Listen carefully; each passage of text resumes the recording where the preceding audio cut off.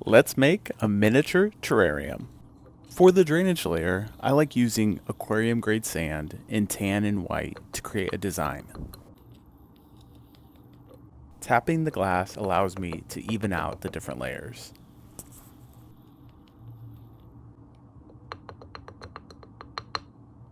Next up is the terrarium substrate. For this first moss, I just cut it to size and then squeeze it into the neck of the opening and then use a skewer to push it down into the container.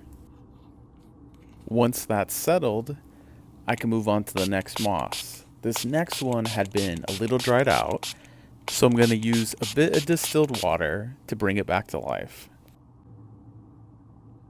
I'll use the skewer to help push the moss into place, this time in the background because this moss stands a bit taller.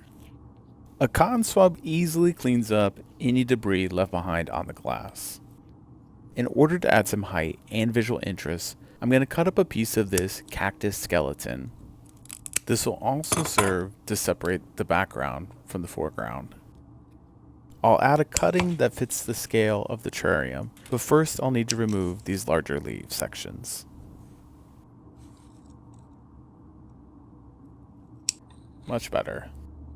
As you can see, using the skewer really helps to move things into the desired position when building in miniature.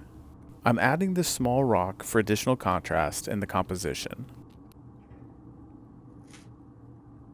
I'll add just a couple more drops of distilled water before closing it with a cork to keep in the humidity. And there you have it, a miniature terrarium.